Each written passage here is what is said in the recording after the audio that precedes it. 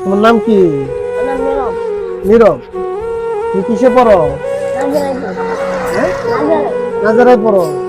আচ্ছা, তোমাদের মাদ্রাসার নাম কি? তাহফিজুল কোরআন কোরআনে হাফেজিয়া মাদ্রাসা।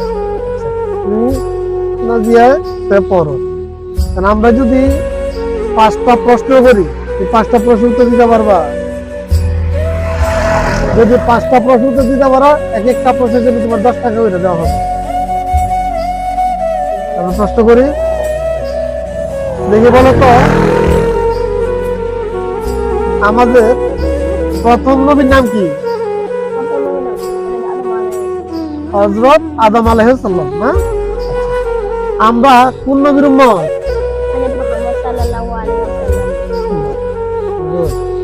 আচ্ছা, তুমি কি জানো আমাদের ফজরের আযান যখন দেওয়া হয় এর মধ্যে একটি ভিন্ন রকম লাইন জানো?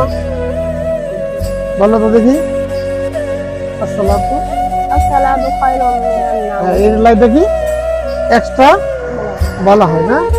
তারপরে 3টা প্রশ্নের মধ্যে সুপ্রিয় দর্শক আপনারা দেখলেন 3টা প্রশ্নের মধ্যে সে 3টা প্রশ্নের কি উত্তর দিতে পেরেছে।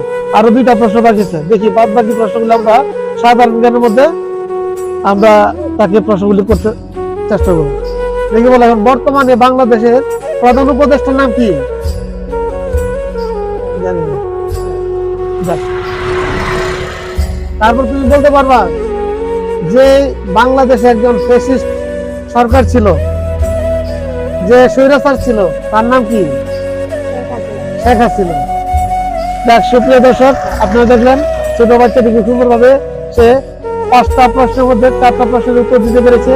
এই জন্য তাকে আমরা কৃতজ্ঞতা জানাই এবং সে খুব সুন্দরভাবে 5টির মধ্যে 4টি প্রশ্নের উত্তর দিতে পেরেছে।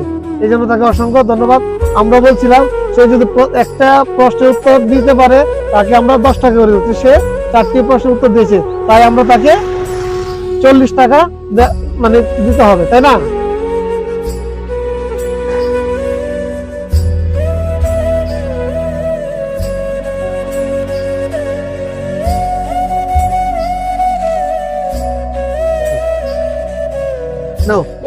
না না না, তুমি মজা খাইবা, তুমি মজা খাইবা। সুপ্রিয় দর্শক এইভাবে শিশুদের পাশে এগিয়ে আসুন এবং তাদেরকে ভালোবাসুন, দেখবেন দেশ এমনি সুন্দর হবে, পরিবেশও সুন্দর থাকবে। তাদেরকে শিক্ষায় গড়ে তুলুন, দেখবেন প্রত্যেকটা শিশুকে মাদ্রাসা শিক্ষায় শিক্ষিত করুন, দেখবেন প্রত্যেকটা মা বাবা খুব সুখে শান্তিতে থাকবে। দেখবেন কখনো এই যে মাদ্রাসায় যারা শিক্ষায় শিক্ষিত হয়, হুজুরদের মা বাবা কখনো বৃদ্ধাশ্রমে থাকে না, কিন্তু যারা শিক্ষায় শিক্ষিত যারা তাদের মা বাবা কিন্তু বৃদ্ধাশ্রমে বেশি থাকে। তাই আমরা মাদ্রাসায় ছাত্রছাত্রীদেরকে ভর্তি করার উদ্যোগ বেশি নেবো এবং তাদেরকে যতটুকু পারি আমরা সাহায্য সহযোগিতা করবো। ভালো থাকবো, ঠিক আছে?